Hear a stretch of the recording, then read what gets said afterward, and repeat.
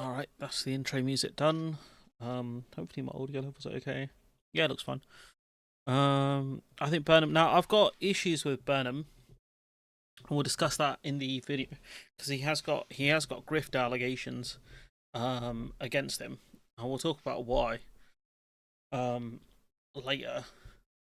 But I think one of the issues he ran into, because I remember No Justice covering this at the time, was some sort of vote that happened near the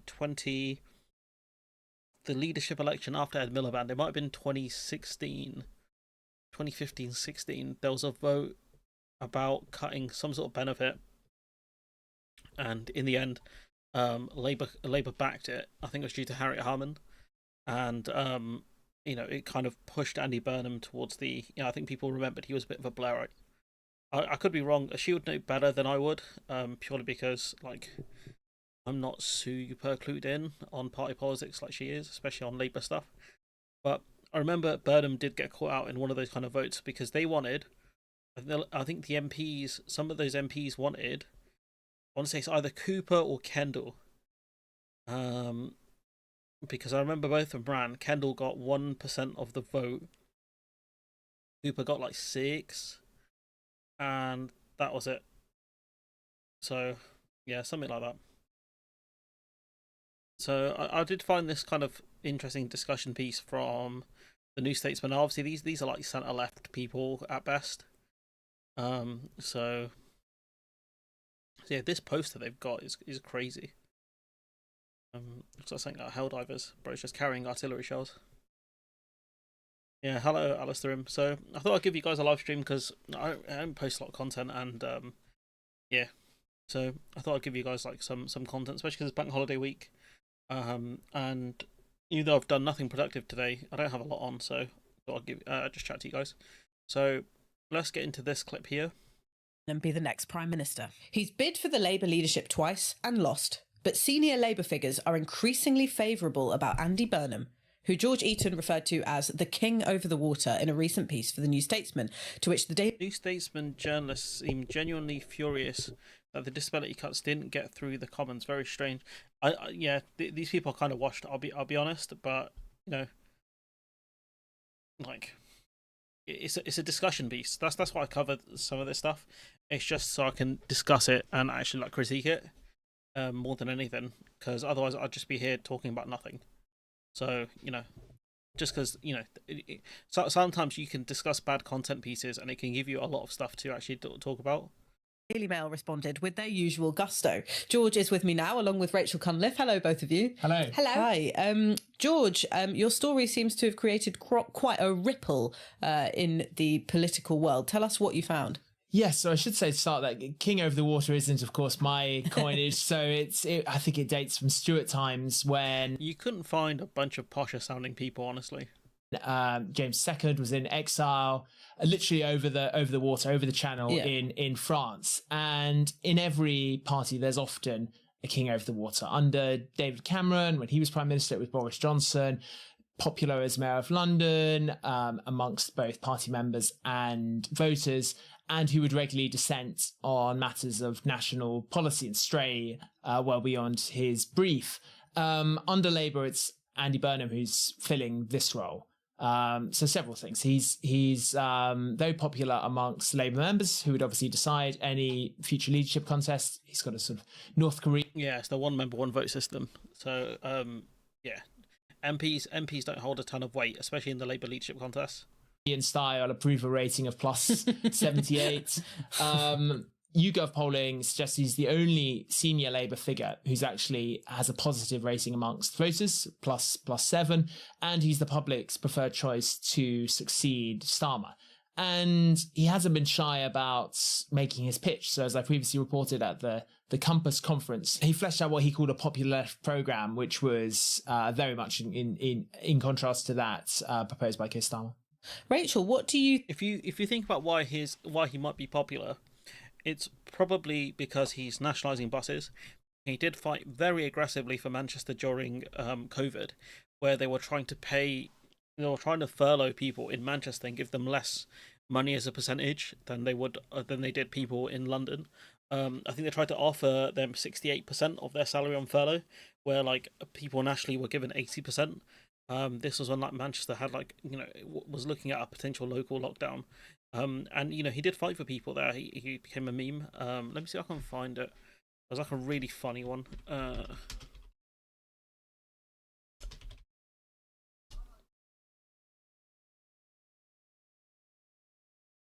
See if it's here. There it is. Because yeah, he looks at the phone like that. Pretty good. That's one of the things I remember Andy Burnham for. So, which is I think good for his image. What do you think of this idea of Burnham making another leadership bid? Obviously, he's tried twice before. I think there's something really interesting with the role of the mayor, the Metro Mayor, and the kind of quite unique authority, Jeez, how fast is Starmer moving in this picture behind us? influence platform that comes with it. I think it's really interesting that George there referred to Boris Johnson during David Cameron's time as Prime Minister, who's obviously Mayor of London. This idea of a mayor of a big city being able to... She got Pokeball earrings on. What is going on? They sort of build their own brand, build their own profile. You've heard it similarly, or you used to hear it quite a lot about Sadiq Khan. You don't hear it quite so much anymore. Now he's got a third term. You heard it as well with Andy Street, who's no longer the mayor of the West Midlands, but sort of was a quite high-profile, prominent Conservative, and obviously Ben. Do you think if England voted for a devolved parliament, should it be in Birmingham instead of all the mayors?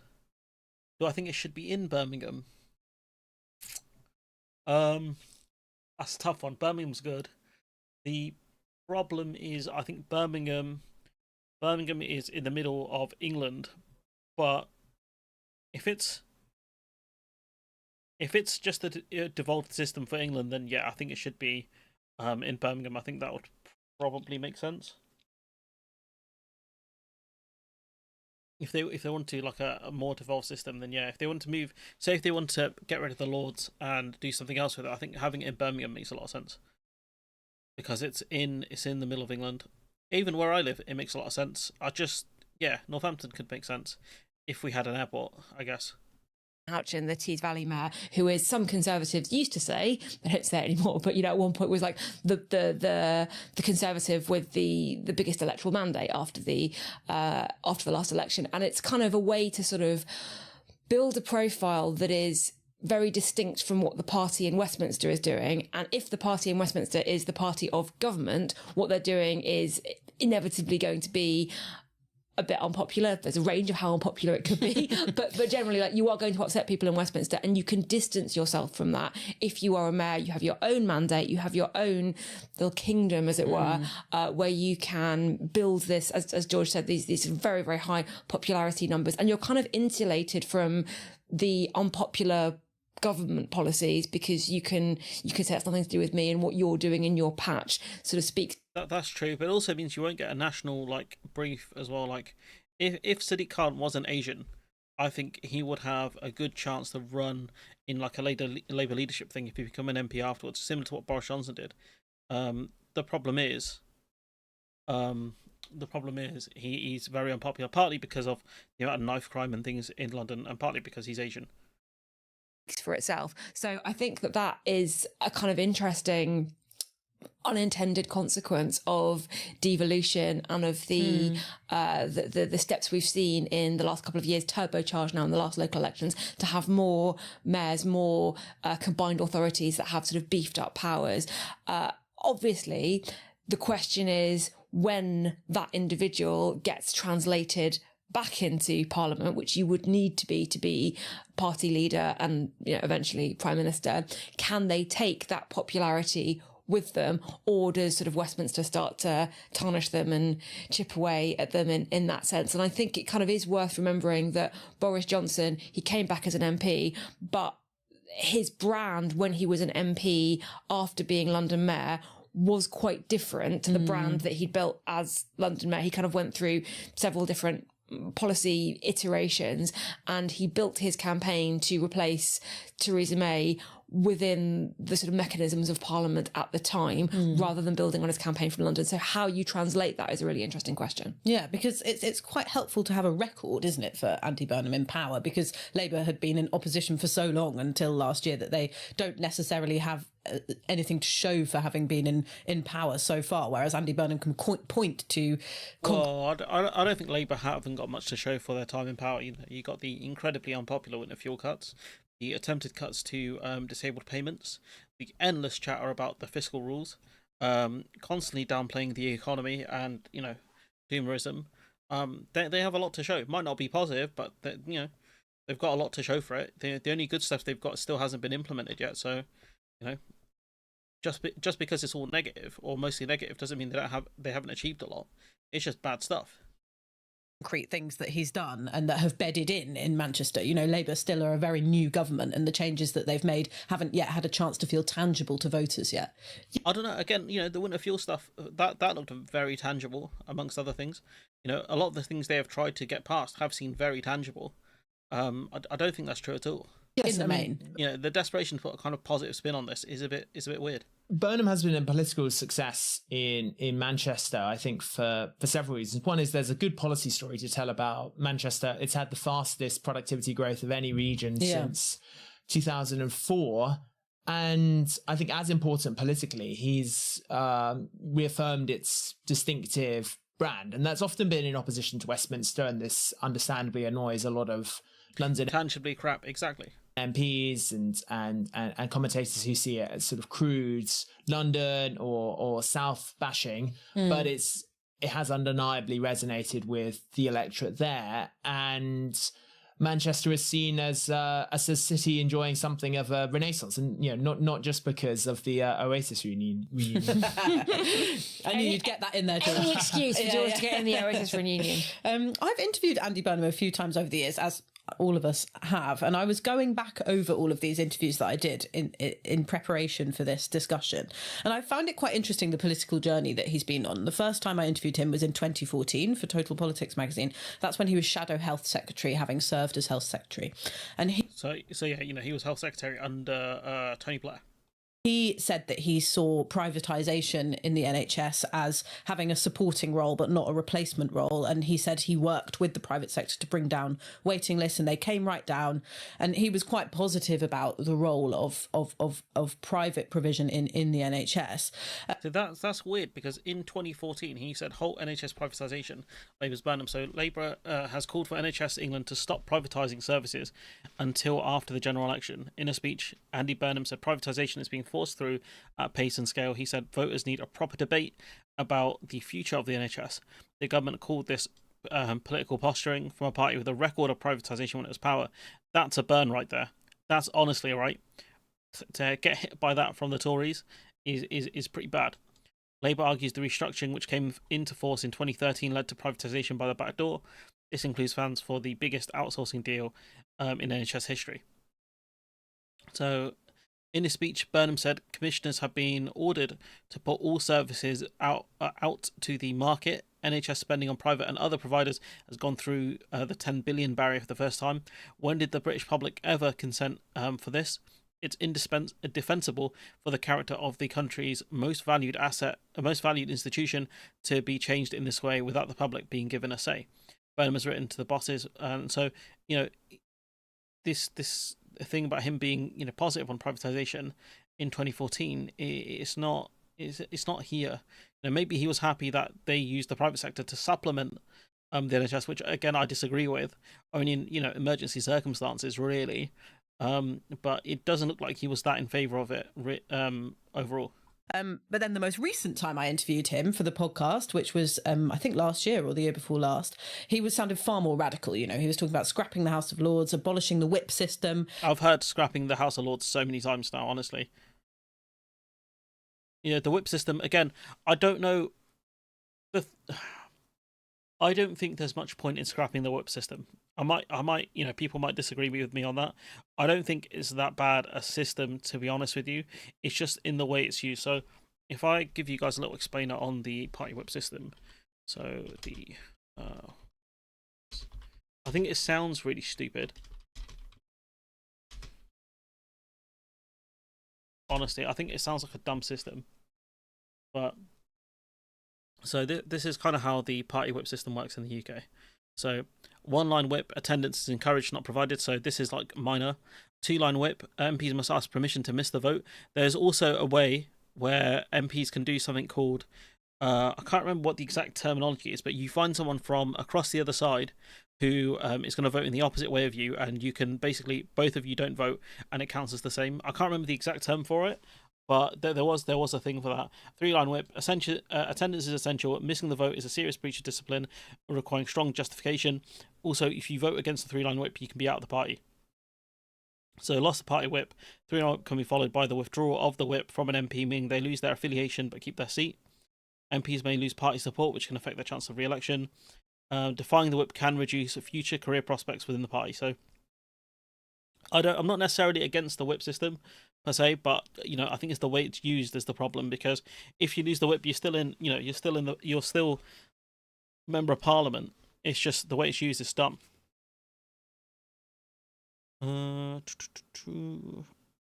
Privatisation must stop in England NHS, not only because it's wrong in my opinion, but also affects Scottish NHS budget, even though Scotland puts more money in it. That's interesting. And a fundamental rewiring of Britain to devolve it so it looks more like the German ideal, like a federal system. So even with the German system, like there are issues with it, because it's they have party lists and things like that, and is it democratic to have those sorts of things? Like you have things like, I think, bigger constituencies. It's been a long time, like it's been probably about a decade since, probably about 7-8 years since I've actually read up about different political systems. Maybe I could do a video on it if that's what you guys would be interested in, looking at different kind of electoral systems around Europe. If that's something you guys want, let me know. But overall, I don't proportional representation, because they have so many different systems for it. You'd have to figure out which ones are the best ones, and I think the German system does have some issues. His politics, or at least his approach to politics, has changed over the decade, and that's a bit of a vulnerability for him, because one of the main critiques of Andy Burnham over the years has been that he sort of blows with the wind and isn't necessarily ideologically committed. And this really is an age of ideologues, isn't it, George? Yes, I mean, people will... I think that's partly true, but also like Nigel Farage, he's the one that hides his ideology on things like the NHS and public services. So I don't know if that's 100% true, but discussing Andy Burnham on ideology, I did find this clip of him at the time. There's a reason why I don't fully trust him, and there are a lot of politicians who are vying for leadership spots, right, who have a lot to answer for, because they have the Jeremy Corbyn problem of having a long career in politics, and what that means is you say a lot of shit that you have to be held accountable for. So this is Andy Burnham talking about freedom of movement and Brexit. This is from 2016. It is time to move beyond the rerunning of the referendum arguments and accept what people voted for. The 700,000 people in Greater Manchester who voted to leave, many of them lifelong Labour voters, voted for change on immigration. I am quite clear about that, and that has to be our starting point in this debate. The status quo, full free movement, was defeated at the ballot box. And free movement does not affect all places in the same way. It affects cities differently from former industrial areas. And it has made life more difficult in places where it is already hardest. These are areas which got no real help from the government when traditional industry left. So it's blaming Thatcher, basically, because Thatcher's the one that caused a lot of that. Or house prices collapse and whole streets bought up by absent private landlords. They are places. Again, that's a UK failure. That's not a failure of the EU or immigration. That's a failure of those goons, the government. Which, alongside new arrivals from the EU, continue to take in the vast majority of the country's asylum seekers and refugees, and largely they do so without any real strife or difficulty. So I don't want to... So if we look at... I wonder if there's an article we can find. Where do most asylum seekers...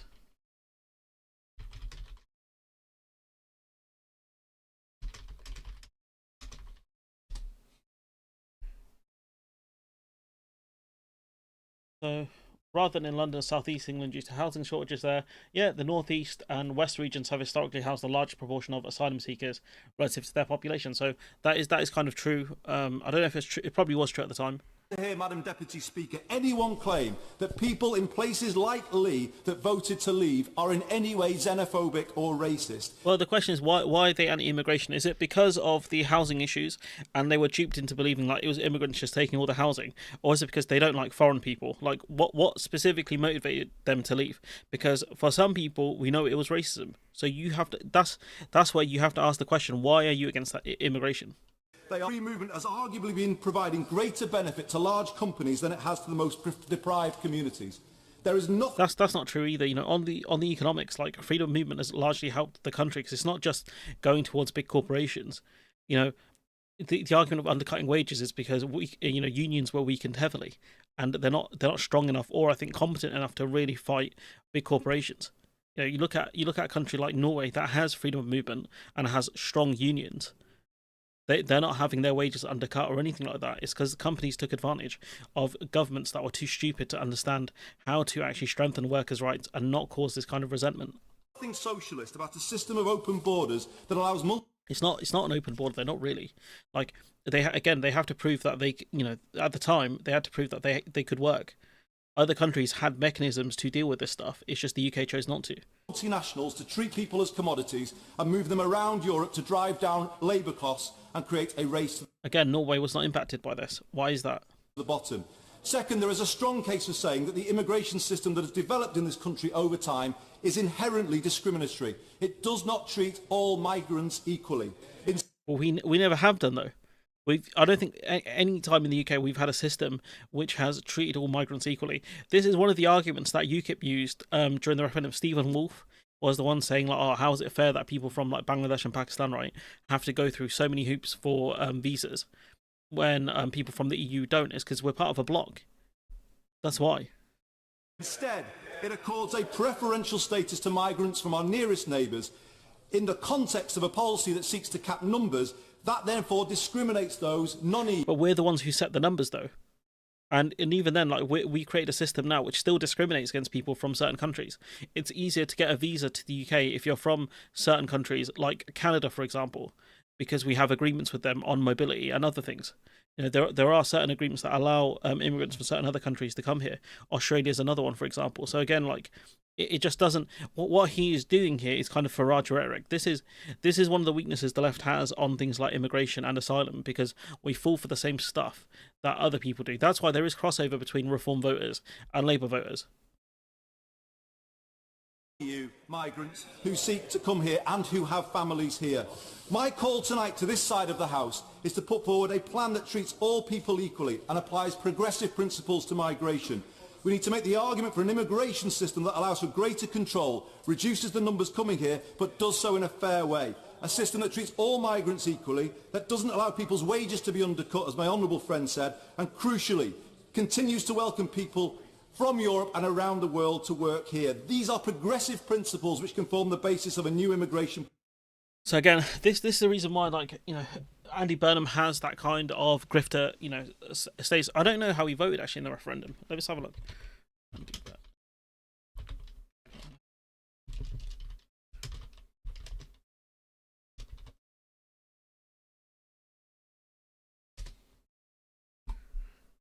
So he did back a second Brexit vote. So this is a guy who says you've got to respect the vote, but then also called for a second referendum. He doesn't fully make sense. So a second referendum would be divisive, but a price worth paying to prevent the catastrophic damage of a no-deal Brexit. So again, like he doesn't fully make sense. Genuinely doesn't make sense. And I think he did this in the anticipation of a leadership contest. Because let me see, when was Corbyn elected to the leader? This might have been after Corbyn was elected, to be fair. Corbyn served as leader opposition from 2015. What month is it? God, I don't need this whole history. 12th of September, so this would have been after Corbyn's win. move beyond. So I'm wrong on that one. But yeah, let's carry on with this. We'll say, look, he puts the sort of flip into flop. Yeah, which we kind of saw there. What does he stand for? So whatever's popular at the moment, and it's one of the reasons that he lost so badly to Jeremy Corbyn in 2015, because at the start of that leadership campaign, he pitched himself as a more Blairite alternative to Ed Miliband, because the consensus then was that Labour had lost because it was seen as too left wing. I think he launched. It's crazy that people thought Labour lost that 2015 election as a too left wing, because you had Ed Miliband. You had so much nonsense about control immigration from Yvette Cooper. You had Rachel Reeves at the time talking about how they were going to be tougher on benefit sanctions than the Tories. This is nonsense. The idea that Labour were too left wing in the 2015 election is nonsense. Launched his campaign at KPMG with a tough speech on public spending and welfare. Then once Jeremy Corbyn got momentum, sort of pivoted towards the left and ended up really not pleasing anyone. But he has built something of a following on the soft left, particularly at the Compass conference. Neil Lawson, the head of Compass, a group which is trying to wield renewed influence in Labour and strengthen the party's centre-left, has all but endorsed him as his... Burnham's anti-independence referendum for Scotland. I mean, that's standard, to be fair. That's not a big surprise. Third candidate, and speaks about how many people he meets in Labour with whom he's resonating. And some of Burnham's former critics from the left of the party, I spoke to them for my piece, are now privately very, very, very favourable towards Burnham in a way they haven't been in the past. He's also got better as a speaker, I think, since that time. And that's not necessarily a surprise. Like, politicians do sort of develop and grow. Sometimes, some of them don't. But I do you not feel that his kind of ability to speak to a crowd has in the 10 years since he ran for the Labour leadership last time, like, he has grown in sort of not necessarily confidence, but just he seems more relaxed, more authentic? I think it's a kind of charismatic authority, isn't it? Which is very valuable in politics at the moment. And I think there was this assumption for a while that we were moving after the pantomime, the soap opera of Boris Johnson and Liz Truss. People wanted a lot of technocrats and people who would just get the job done. And that pitch hasn't worked out for Keir Starmer so far. You can argue, well, if things work down the line, maybe it will change, but it hasn't worked so far. And instead, it's Nigel Farage as the showman of British politics who's dominating the media. So I think that's another factor where people in Labour are going, well, who do we have who could rival him in that sense? Some look to Angela Rayner, some look to Wes Streeting, both praised as confident communicators. And then people look to Andy Burnham. I think it's because he had moments such as during the pandemic when he was standing on the steps of the town hall, and his jacket is in a museum. There's a museum exhibition about his jacket. So exactly that these sort of iconic moments, what defines Nigel Farage? It's the pints of beer, it's the fag. Angela Rayner, similarly, her dress sense, DJing at Ibiza. People seem to warm towards politicians who almost are archetypes, and that is a point in Andy Burnham's favour. The King of the North moniker. Obviously, he'd have a job winning over some voters in the south, but I think it would be a bit of a challenge for him. But I think Labour's biggest problem will be in the north of England, where I think Reform can win a lot of seats up there, honestly, or at least a lot of votes up there, because that is the former deindustrialised areas of the country.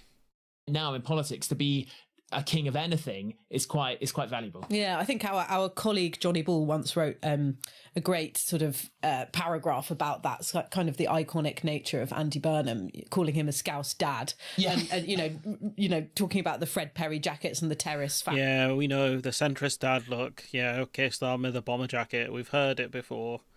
Fashion and such a dumb talking point, honestly.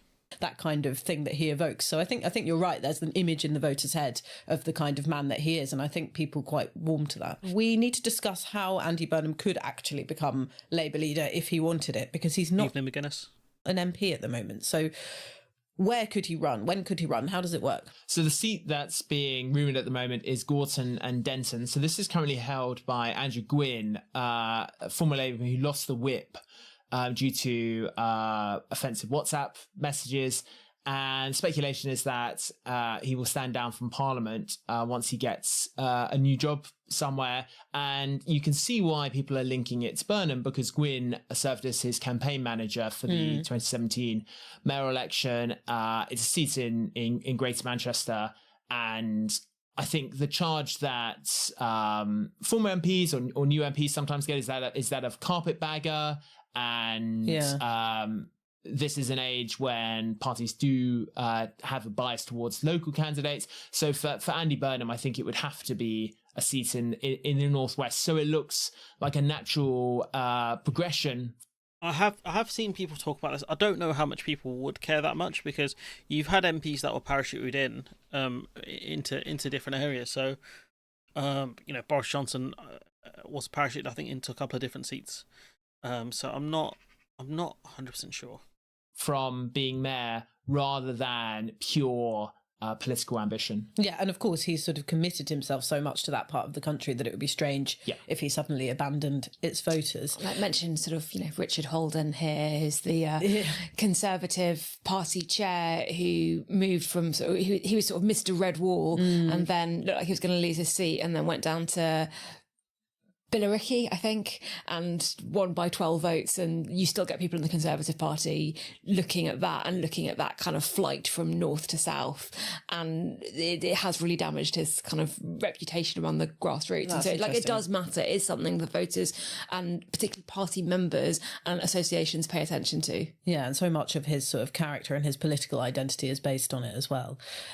What would Number 10, what would Labour make of this move? Is there a way that they could block it if they saw it as a leadership challenge? Yeah, I mean, so some this would be a giant mistake. That would be the biggest sign of cowardice if Labour blocked him from running. Even David Cameron wasn't that big of a coward. Or it might have been Theresa May when he became MP. Those two weren't even as cowardly as this. All depends on Phil giving him the blessing. Kiss the ring, Andy. P.S. This is, bro, what? Starmer loyalists I spoke to for the piece questioned whether the National Executive Committee, which is broadly aligned to the leadership, would approve his candidacy, because his relationship with Starmer's office is famously fraught. At one point in 2023, he publicly said, "Leave me alone," to Starmer's team, accusing them of constantly briefing against him. And as I said, he really hasn't made any secret of his leadership ambitions, being very careful not to rule out a return to Westminster and advertising himself as an alternative candidate. Well, yeah, that's what I was going to ask you. I mean, we've discussed Burnham as a potential alternative leader, but does he actually want it? I know that he's quite good in interviews at not sort of directly answering the question and never closing down that prospect. But I mean, did you get any idea from speaking to the sources that you were speaking to for your piece whether or not it's actually an imminent prospect? Well, his team dismissed the story around Andrew Greenspan as, the usual summer silly season. Okay, but if they did, I can see it, because I don't know what more he's got to do, what he can do as mayor of Manchester, given that he's nationalised buses. And looking at, Manchester Metro, which he's definitely not going to see for at least another 20 years or whatever. I think it's they're going to do it in about 2050. So that's definitely not going to happen in his political career. Did have a plan there to stand in a potential by-election. I mean, you wouldn't expect them to publicly declare it at this point. So, look, I think he's certainly saying nothing to dismiss the speculation around his future, and I think it's quite understandable that, look, he has stood for the leadership twice before, and now is in this position where he's one of the few popular Labour figures in the country. And obviously there are all sorts of caveats to that. He's not having to negotiate with Donald Trump. He's not having to try and meet the fiscal rules. He's not having to contend with a troublesome parliamentary party, but he has undoubtedly inspired some excitement amongst voters at a time when Labour is very short of it. What's that phrase that you always used to say? There's not a vacancy, but there's always a contest. Yeah, there's not a vacancy, but there's always a contest. So I think there is a difference between actively planning a leadership challenge and making sure that if something were to happen, you're in a good position to then move forward. I think they're actually quite different things, and like positioning to sort of go, like at some point, inevitably, Keir Starmer will go. Where are the players at that point? That's like this is the key question for anyone who wants to replace Starmer is, who are you going to bring in to replace him? What's the competition like? Same thing with Amarim, or when football managers get replaced, or when people are looking to replace one, it's, do you have a better option, or at least a similar option? Slightly different, actively trying to make something happen. But I have a question for George, and actually, I think that this is like a couple of years ago we would have thought this was really key, and now we've kind of stopped talking about it. Like, isn't Labour going to get a woman for leader at some point? Isn't this a thing that periodically we? I'm sure Angela Rayner champions with right. I might get some pelters here, right? But I really don't care about gender or ethnicity when it comes to leader candidates. Now, look, I get the importance of representation, right? But when you look at who we've had, in terms of, we had Rishi Sunak representing the Asian community, hated him. Or you had Liz Truss, Thatcher, and Theresa May. Like, I do not care. Like, I get why. Like, okay, if you're a woman and you care about this thing, then fair enough, right? But I want the best person for the job. I don't care if the best candidate is Rayner, even though I very much dislike her and I think she's a sellout, right? Fine, whatever. But I don't care. Would certainly say that. There is a sort of movement around Angela Rayner as well, and like Angela Rayner and I don't think she'll make it. I don't think the membership will vote for her.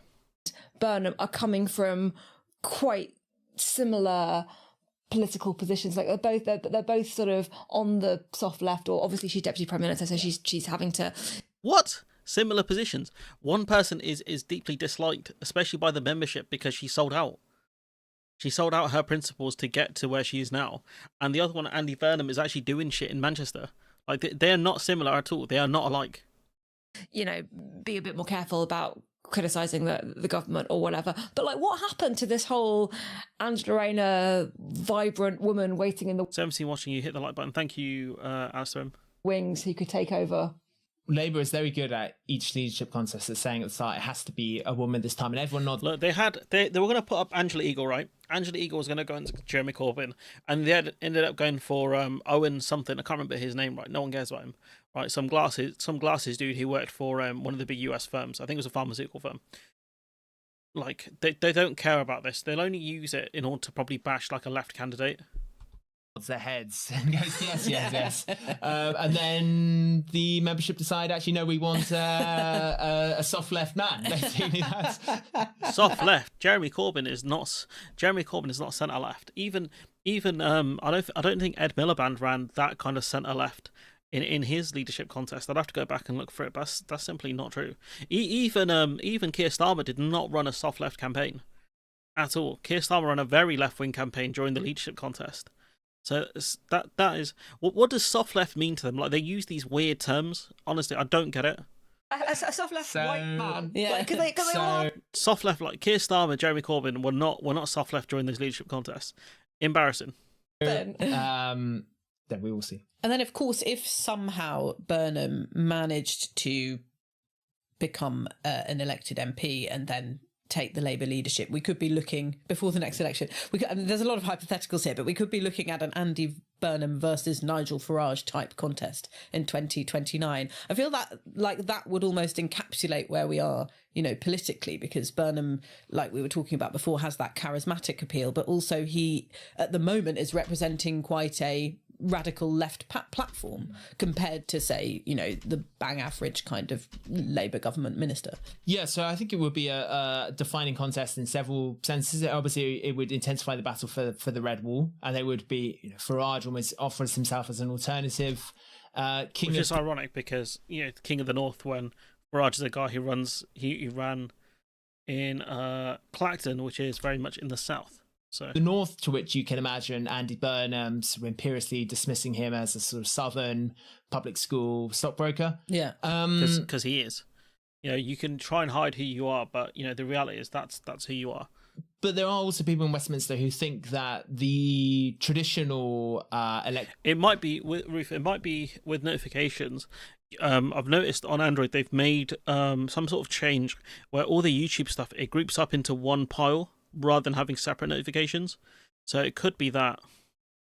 Actual battle for the centre ground is over, and now in this more polarised era, it's really about left v right. Yeah. And it's about who can keep their base and that left or right coalition on side.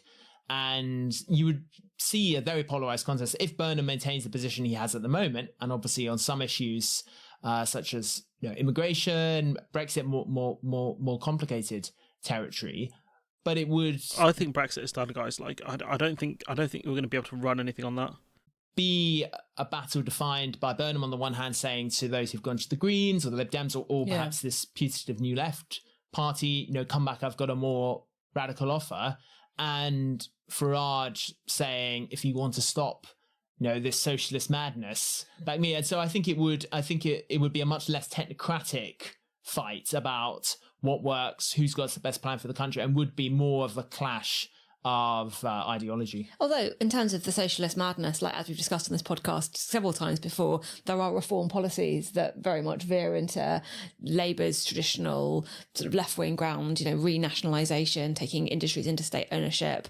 Farage coming out and saying that he's against the two-child benefit cap, standing on Labour. That one was nuts. Farage saying, again, Farage saying he's against the two-child benefit cap is such a big move from him. Ground. I think there would be a question there about authenticity, which we talked about before, Burnham being an authentic communicator, Nigel Farage having a very clear brand. But if we're talking about sort of the deindustrialized, left behind parts of the country, then there is the vision of what reviving those areas looks like, which is Nigel Farage, very sort of clear but often quite nostalgic in a way.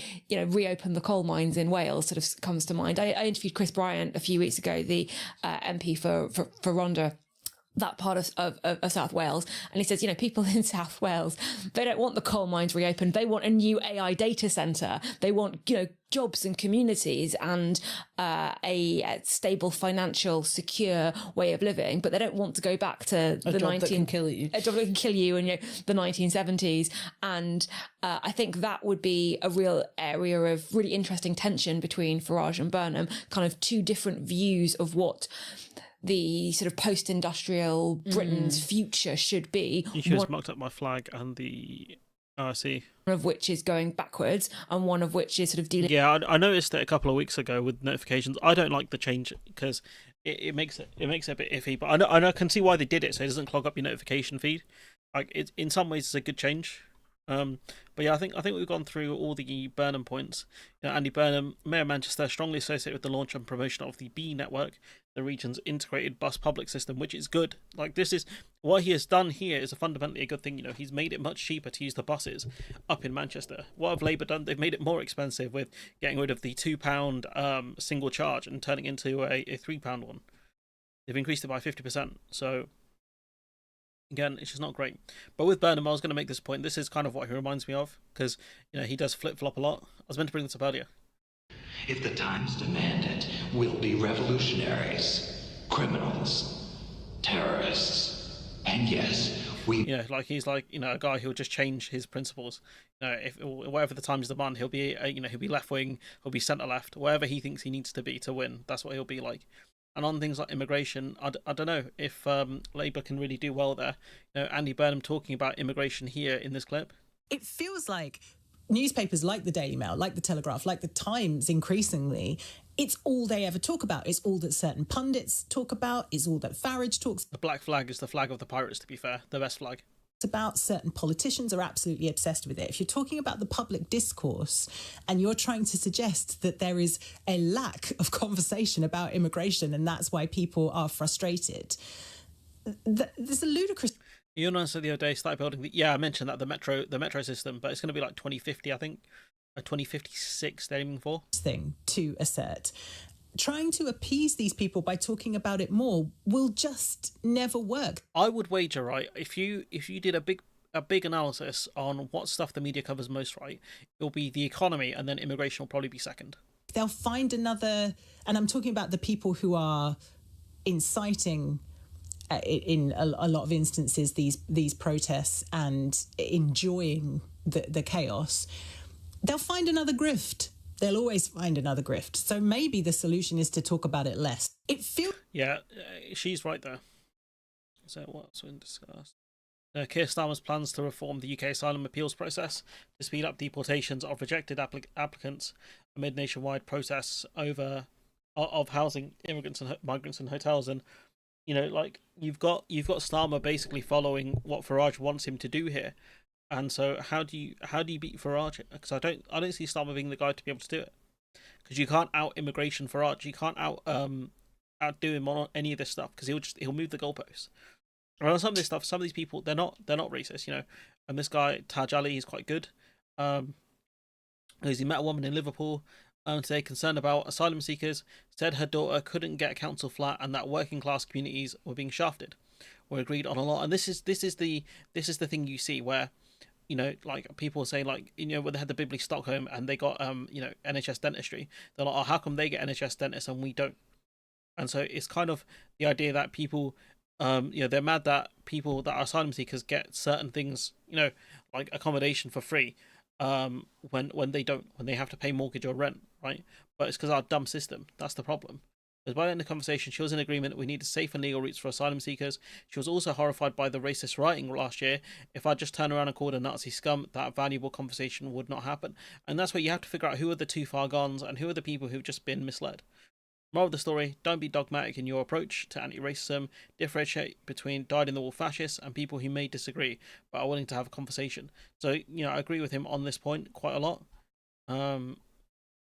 And so, yeah, this picture's just hilarious. But you need to figure out who are the people that you can save versus the ones you can't.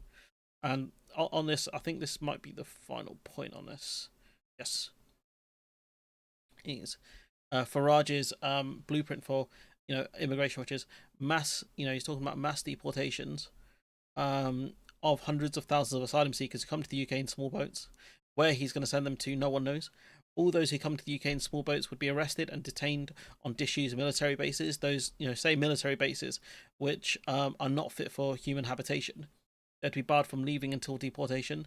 Reform will seek to sign returns deals with countries including Afghanistan and Eritrea. So, I saw No Justice, I think, posted a video about that, about the Afghanistan thing.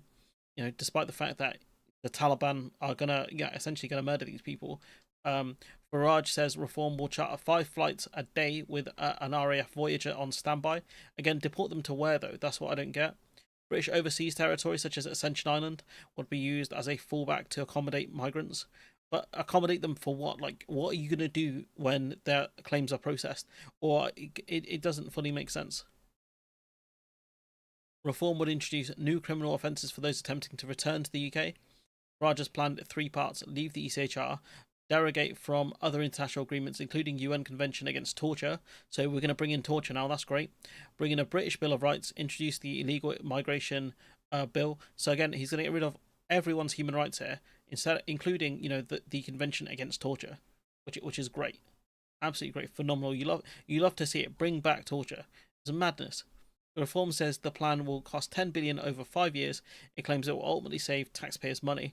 Plans would face significant legal, political, and practical obstacles.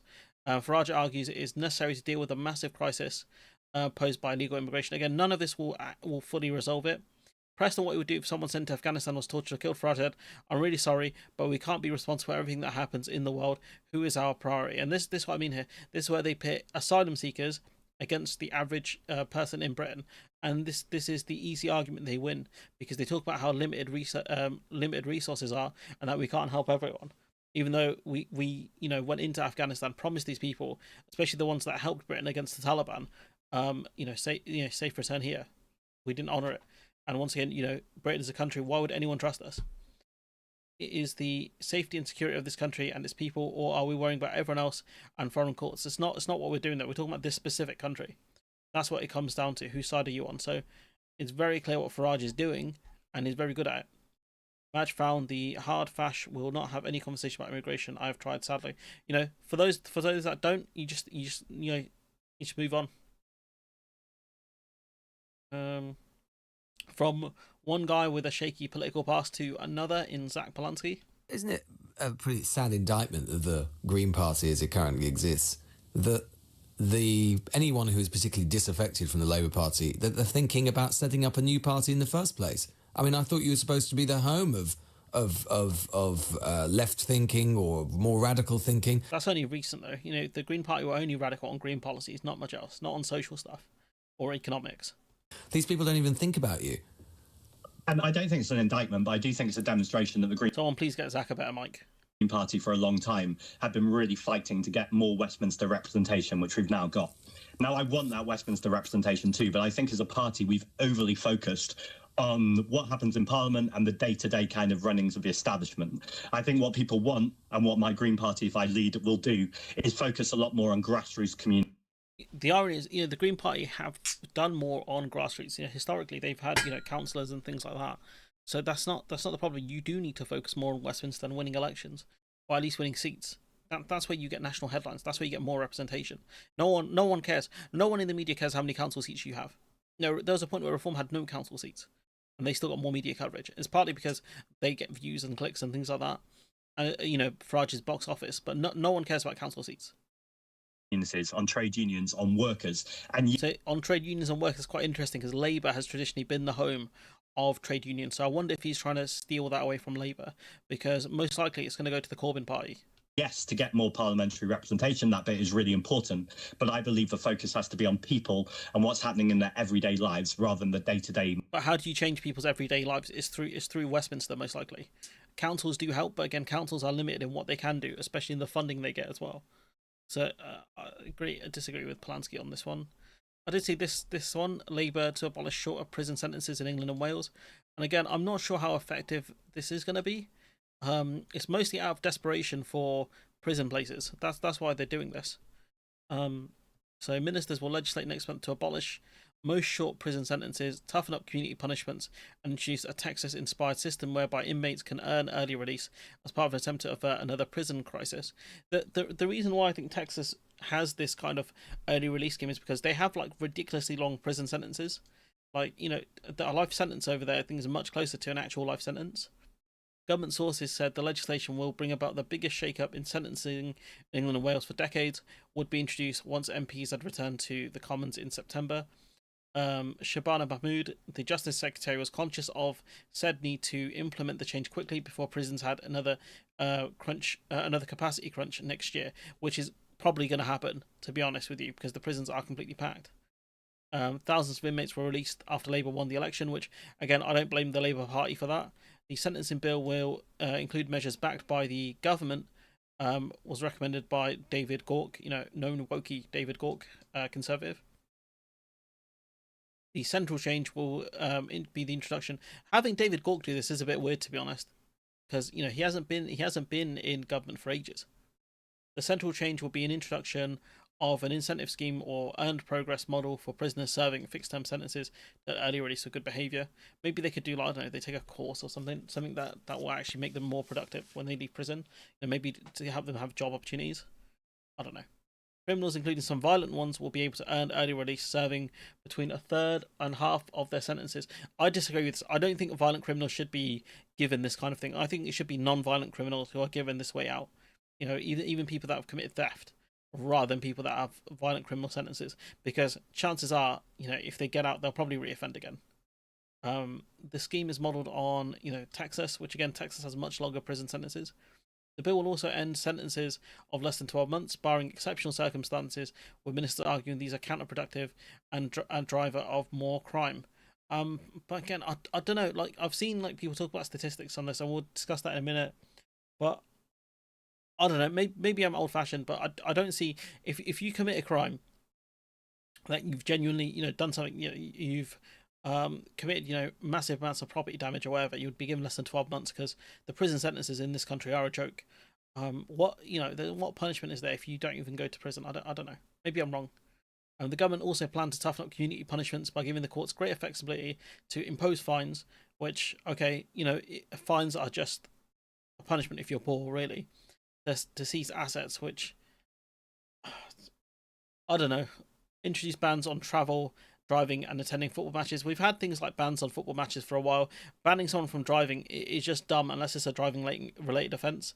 Because then, if the whole point of this is to stop, is to stop people going, to actual prison and stuff like that, and because the impact it has on job, if you go to prison, you lose your job and whatever.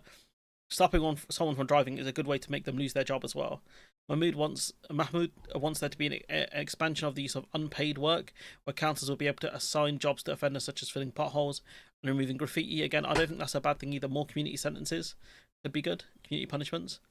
Suspended sentences are to be allowed for up to 3 years instead of 2. So again, you're kind of just deferring the problem to another year. It will be used for low-risk offenders with high needs, such as pregnant women and people with substance abuse problems. But if you're not putting anything to support people on substances, what difference does this make? Like, if your whole point is to not give them a prison sentence, and someone's an addict, what support are you giving them in order to help them cure their addiction? The bill will measures to limit the movement of SA and violent offenders upon release by pinning them to specific restricted zones, police using technology and enhanced tagging, which again, you're going to have to give the police more power, not powers, but more kind of resources to be able to deal with this kind of stuff. Ministers also announced plans to deport most foreign criminals immediately after conviction. Critics argue this will allow them to evade punishment, which is true, especially if they're people that are, PDFs and things like that, because chances are, whichever country they get deported to, they won't face punishment over there. They could bribe their way out. It's not hard depending on where you go. Mahmoud will press ahead with voluntary chemical castration for SA offenders. I mean, this to me is a bit dystopian, honestly. Like doing this kind of thing. I don't know how I feel about that at all. I don't know how I feel about this. Government spokesperson said this government inherited a prison system days away from collapse. That is why we're building 14,000 more prison places, with 25,000 already delivered. But we know we can't build our way out of a crisis. This is why our plan for I don't know how I feel about this, honestly. Under the terms of an international agreement between the UK and the US, only state aircraft and military diplomatic flights are authorised to land at Ascension. That's interesting. And I saw this video from Kentish. I'm just not seeing the vision. I don't know about you, but that doesn't sound a lot to me like justice. When my family were burgled, or someone in my family was burgled, and they went to prison for a very, very small number of months, I don't think I would have felt reassured had I known that actually they were serving even less time, but they wouldn't be going down Wembley Arena or the O2 anytime soon to see their favourite band. Is that really justice? Look, I get the prisons are full. I get we've got to be a bit creative here. Pub bans? Not being able to go and watch Barnet away at Cheltenham like I did on Saturday? That's not punishment if you're a Barnet fan. That's reprieve. I'm kind of agreeing with Kentish here. Now, I did see Phil's video on this. Again, government wants to effectively end that practice. The core of the strategy is a new rule against sending people to prison for less than 12 months, unless it's for a violent or sexual offence. But for a huge number of other criminals, prison is now off the table for sentences that short. So what happens instead? The focus will be shifting to what are called community sentences. Now, that's not letting people off the hook. The government is planning to make these punishments tougher. Courts will have more power to impose strict conditions. Curfews, electronic tags, travel bans, being barred from even going to the pub or football match. Imagine that. You get sentenced to, sorry, you're not allowed to go to Witherspoons. I have suggested what they should do is take away their flags as well. I don't, it's just, he seems pretty excited by this. I don't know, man. I'm not seeing the vision here with this kind of punishment at all. I think it's a bit pathetic, to be honest with you, banning someone from the pub. What enforcement mechanism is there? Because if people don't take this thing seriously, right, say they get an ankle tag or whatever and they can't go to the pub, and they're probably going to go anyways, because why would they care? I don't know. I think that I can see them ending up in prison anyways, and you just kind of not getting anything out of it apart from just really pissed off victims who see, imagine I get robbed, right? Imagine someone robs me. It's non-violent. So maybe they just say, "Run me your pockets, big man," and I feel threatened and I give up my phone, right? And that person who steals my phone or someone pickpockets me, right? That person only gets a has to be banned from the pub. Like, that's not justice. That's not justice at all. So I don't know. I'm not seeing the vision, guys, is what I'm saying with this policy. Like, the whole point is just to stop the prisons from packing up, which is fair, but I think if it's for like drug possession and things like that, and I think the police are a lot better on this stuff now. But I think if you're gonna release non-violent drug offenders, then I think that's probably the way to go. But like, the prison system is completely cooked in this country.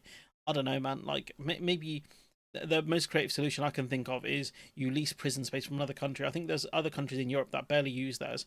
I think the Netherlands is one. They don't use a lot of their prisons because of the way they've set up their systems, which is a lot better. Unless you're going to set up enough areas where people can be rehabilitated, right? And you create the mechanisms for them to live in kind of not controlled accommodation but kind of supported accommodation where they get support, they get help into employment and things like that. I don't see the vision here, guys. That's what I'm going to say. Like, I don't get it. I could be wrong, but it shows that it's about petty punishment rather than stopping crime and helping victims. Yeah, I agree. I think it's just to avoid another situation where prisons pack up, because politically it looks really bad. But private run company comes more to mind. I'm not seeing the vision, gang. That's all I'm going to say to you guys.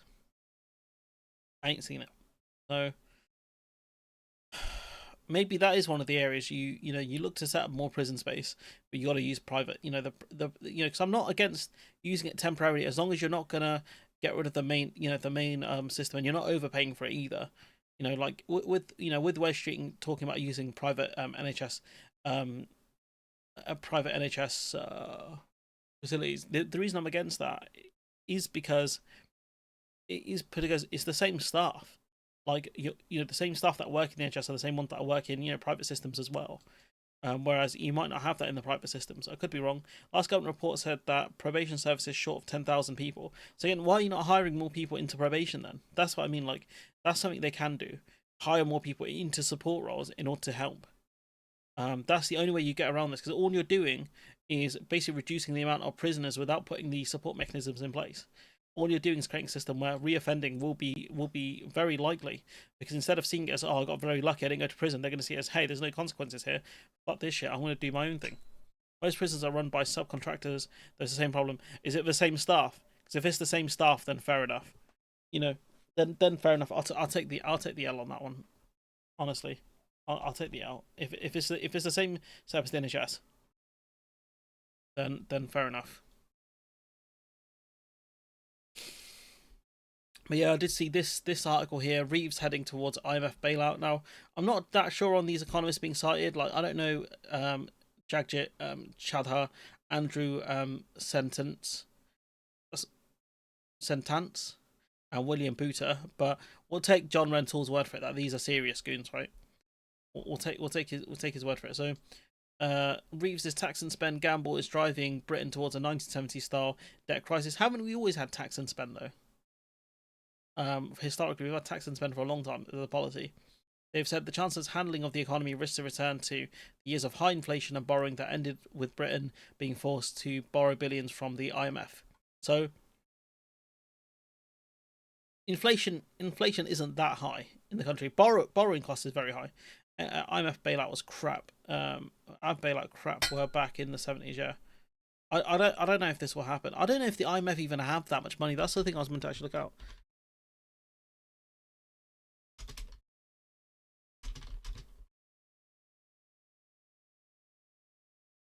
I could be wrong. The IMF total available resources is 932 billion. So they could spare a little bit of that for the UK.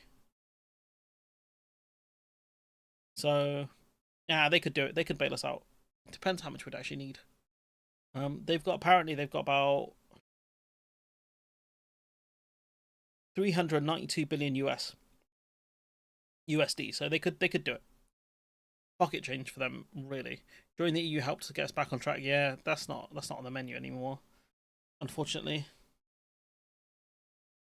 staff, I'm not sure about, but it's bulk of facilities, so even a bunch of staff is waiting building. So let's see, Farage.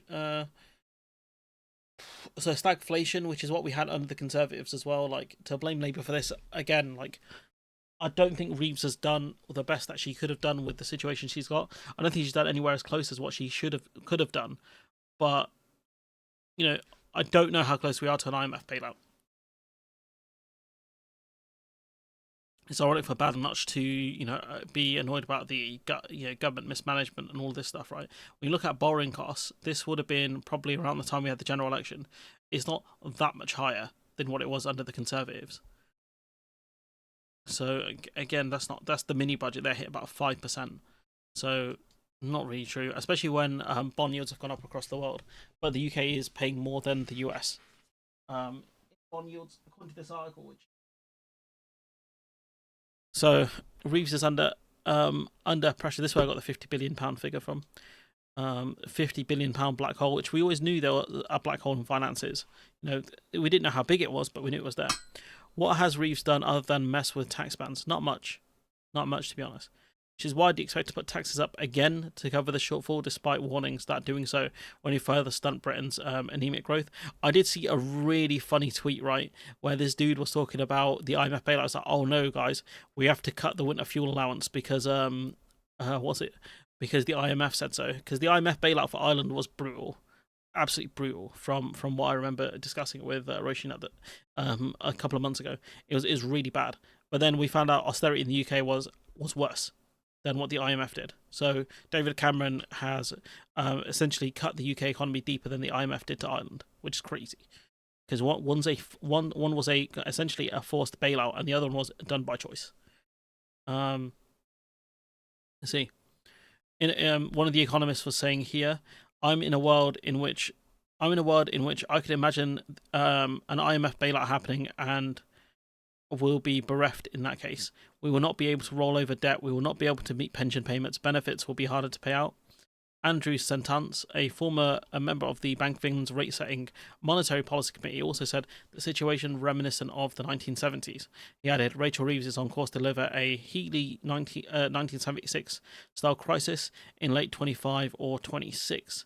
So we are in the middle of 25, so we're not far off late 25. Again, I wasn't around during the 1970s, so if you guys could clue me in on that, that'd be great.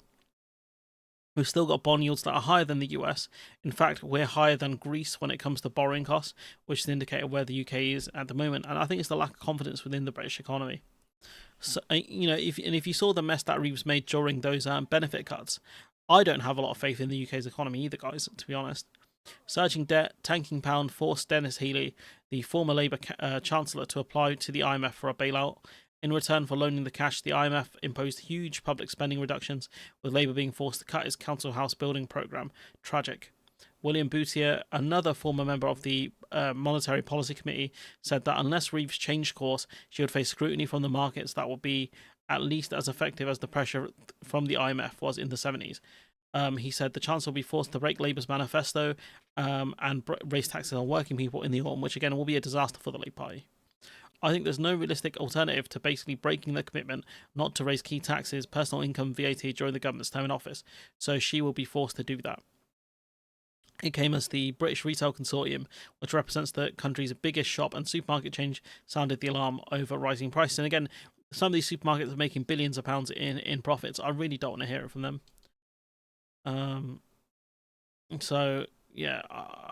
There's a lot more in this article about taxes and stuff, which again, you know, these companies are making loads of money, so I'm not that worried about them. So it is a bit dicey though for Labour, in my opinion. It's pretty dicey. We haven't got much more to discuss. We're almost done with the stream, I think. So yeah, got this clip here. Kind of flying through some of these topics a little bit, just because I'm conscious of the time, because I've got to do stuff.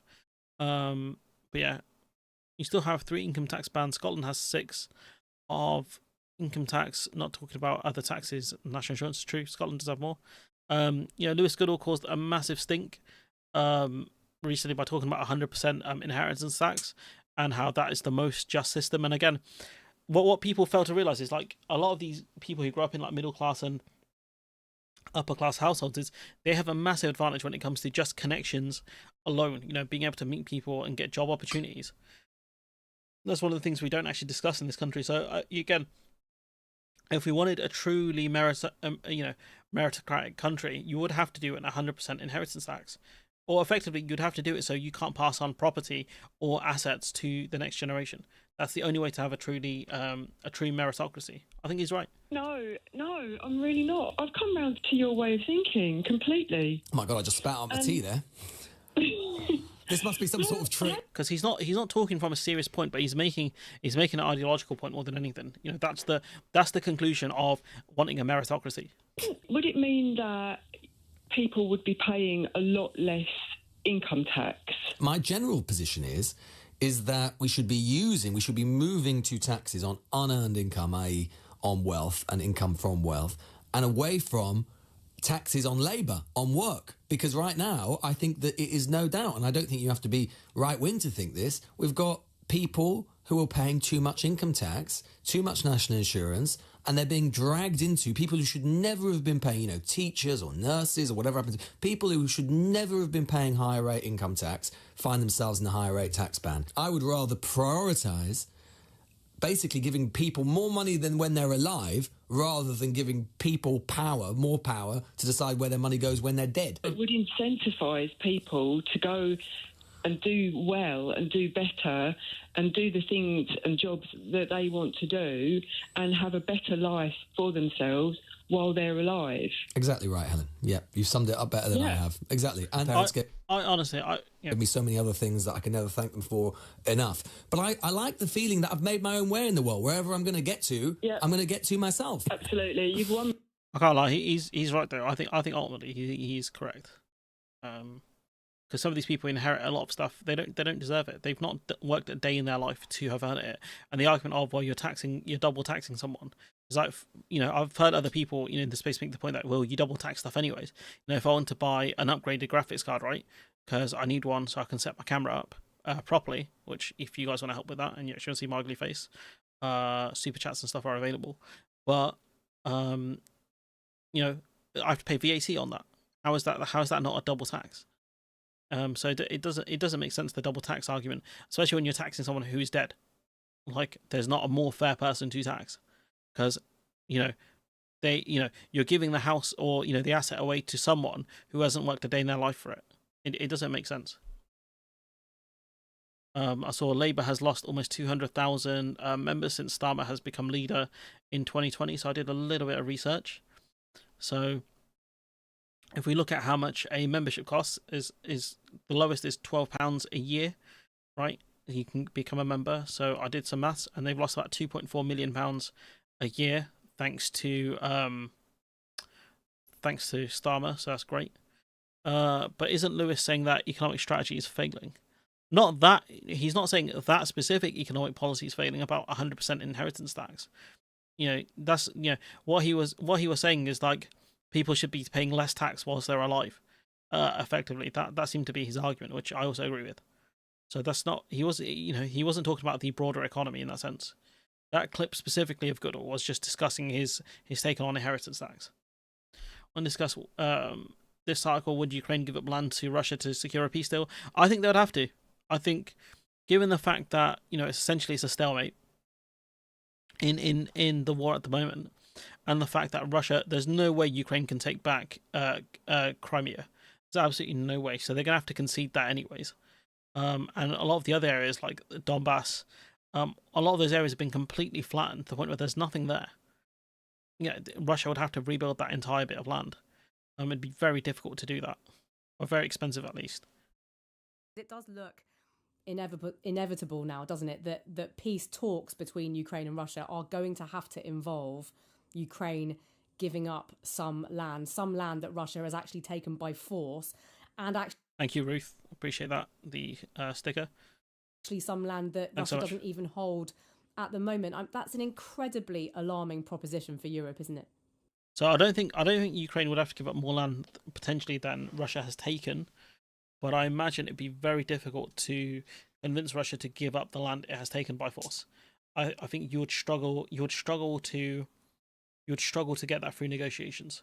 So I'm not sure how that would go, but Ukraine's position at the moment is they're not going to give any land away to Russia, and that's something Zelensky genuinely believes, or that's his starting negotiating hand, and it's very hard to tell which one's which, because he's always said that from the start. Ukraine will not concede any land, but there will come a point where I think that people will ask, what was this whole war for? What are they still fighting for? Because this war has gone on for a good few years now. I think it was 21 Russia invaded Ukraine. I'd have to check.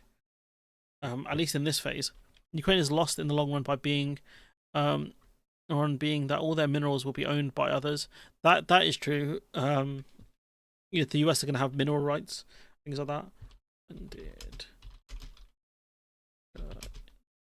What year was it? Yeah, it's been over 3 years now. And all we've done is give Ukraine the tools to just hang on.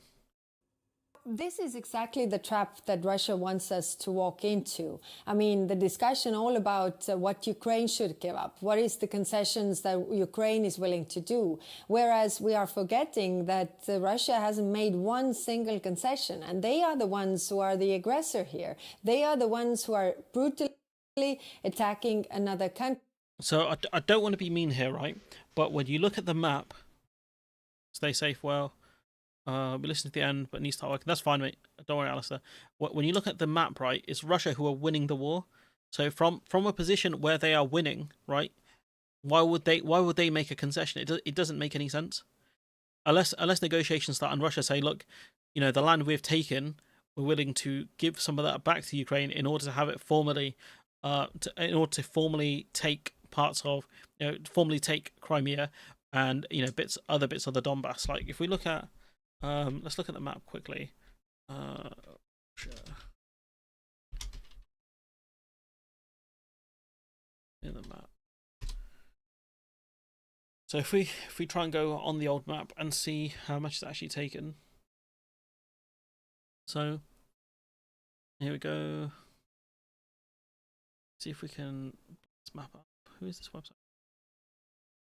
Why is this map all the way down here? Right. Okay. Let's blow this picture. So if you look at this is the map, right? This at the moment, I think Ukraine has areas of Russia. So if we Google that as well, which parts? I don't know if they still have it. Parts of Russia. There we go. Someone's already Googled all this stuff for me. So let's see if the map is better. Oh, it's bloody magnets. Bear with, so I'm just battling some magnets they've attached onto my keys. Oh, fucking hell. Right. Anyways. So does it have it here? Russia claim control, Russia military zone, limit Russian military control, annexation of Crimea. Right. This map is a lot better. So limited Russian control. So maybe they give up these red and yellow markers, potentially. Right. Well, what incentive is there for Russia to give up control of Luhansk, Donetsk, Zaporizhia, Kherson? There's none. There is no incentive for them to do that. I wanted to see which bit of Russia does Ukraine control. Because I'm sure they had it. Here it is. So they've got these areas. This is the only way. Russian gains inside Russia. Claimed Russian control. Right. Is this the thing I'm meant to be looking at here? This must be it here, right? The only negotiating chip Ukraine have is this land that they control here, and this is the only concession. This is, they discuss things like a land swap, and potentially that's what could happen here. But at the moment, it's going to be very difficult. Oh, all the resources are here. This is a problem. This will be a big problem for Ukraine. A lot of the mineral rights are here. Going back to this, I don't see, apart from that small area, or not that small area, apart from that area of Russia control, I don't see what concession they would be expected to make. country and killing people there with no, international law allowing this. So let's keep the focus there where we have to keep it, to put the pressure on Russia so that they would come to the negotiation table. And also, what kind of concessions are the Russians making? Right now, they have just increased their goals and wishes. So there's a guy called William Spaniel. He does the lines and maps. Yeah, he's one of my favourite guys on this subject. I think I've probably watched a bit too much of his content, because I'm a bit burned out on it. But, you know, he does the lines and maps. He talks about the areas of concession, you know, in terms of expectation. But when we look at this map here, maybe the BBC maps might be better. We'll go with the BBC maps, right? For this, what incentive is there for Russia to give up these areas it has taken? There isn't any. That's the problem. So this idea, this doesn't make any sense. And I know you don't want to reward the aggressor here, but if the EU were serious about this, if European countries were serious about this, they should have given way more support in the beginning. And I bet she's from one of the former Soviet states. Kalas, I reckon 100% she's from one of the former Soviet states. Estonian, yeah. So it makes sense they would be against this. There's no one that fears Russia more than the former Soviet countries. No one. But the problem is, though, it's either you give them the stuff they need in order to retake their land, or they're going to have to offer it in concessions. There's no other way this can end. It either ends in negotiation, or Russia fully pushed back into their border. You'd have to walk them back, like Napoleon did, effectively. And there's no way Ukraine can do that. Fun talks. I want to discuss situation in Gaza a little bit as well. Oops. We're facing massive overcrowding. So it's a situation where they're facing a famine. Israel's warned aid organizations and workers in Gaza to move south ahead of its military offensive. So why you can't tell the difference between aid workers and medical workers and Hamas when they've literally just blown up a thing recently? Actually, this is one I wanted to actually discuss as well. We can do that in the context of this clip here. Already, which is now going to be massively exacerbated to the point whereby we're going to have an escalation in infectious diseases, in preventable diseases, which the health facilities will not be able to cope with. They're already operating at 300% capacity. And what this is going to lead to, of course, is an escalation in the number of civilian casualties, because you squeeze people into a space, they are unable to then flee under bombardment.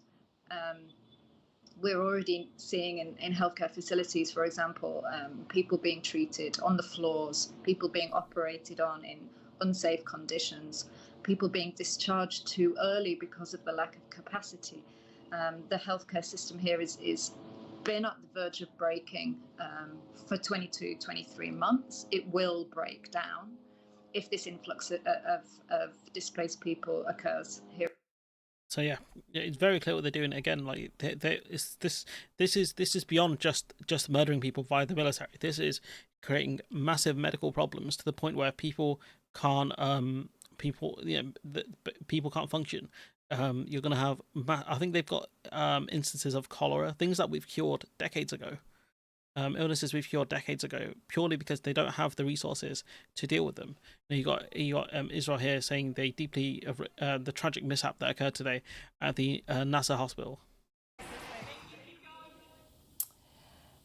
Before we upsum that news conference, let me bring you some breaking news coming into us from the office of the Israeli Prime Minister Benjamin Netanyahu. And this relates... I want to make the point before she gets there is, why is it whenever Hamas make a statement, right, they immediately go to Israel for some sort of response, or someone else for a response, right? In this instance, they don't go to anyone else for a response and say, like, do you what do you think of this, etc. To that double attack on Nasser Hospital in southern Gaza earlier on today. This is the statement from Netanyahu's office. And this is where they're telling people to go. They're telling people to move south ahead of its military operation, and they've attacked another hospital. It says Israel deeply regrets the tragic mishap that occurred today at the Nasser hospital in Gaza. Israel values the work of journalists, medical staff, and all civilians.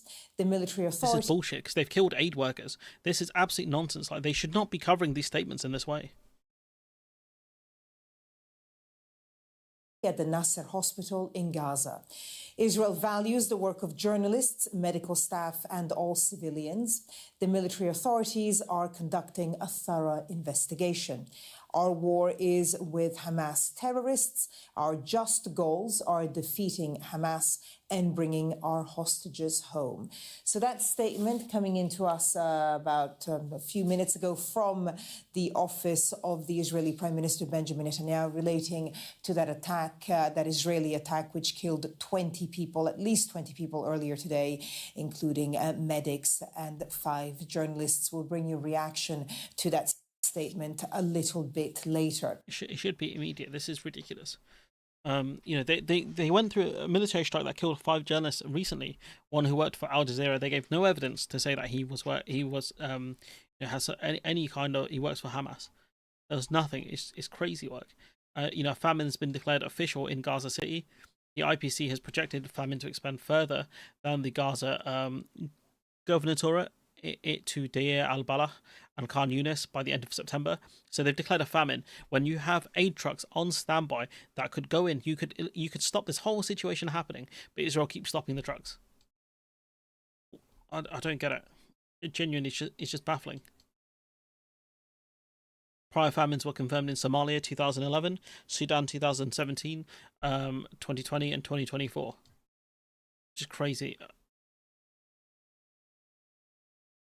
I don't know what more to say, guys, on this, on either of these topics. To be honest with you, it's just baffling. You know, you hope it ends, but I just can't see it. I can't see an end to any of this, really. But on that sad note, I'm going to be ending the stream there. Thanks for everyone joining on this random bank holiday Monday. I appreciate it as always. Thank you, Ruth, for the super chat. I appreciate that as always. But yeah, I think it covered a lot of topics. And some say there are, you know, wars have a high ground, but unfortunately, you know, people don't stick with it. You know, Russia hasn't in their war against Ukraine. Israel definitely hasn't in their war against Palestine. So yeah, you know, as much as we say war has rules and moral high ground, etc., rarely ever does. You know, we have all of these rules only to attack others who don't follow them. I see this clip from Andrew Neil, which could be interesting, so I might cover that later. Maybe the government has learned that. We'll cover that with this article here. Maybe. But yeah, I'll call it there, guys. Thanks to everyone who joined. You know, anyone who watches the stream back, I appreciate it. Shout out from Kevin Logan on his stream from the other day, which was, I think it's from yesterday, which is nice. So yeah, shouts out to him and NJ. But yeah, not much more to say on this one. So I'll catch you guys next time. Bye bye.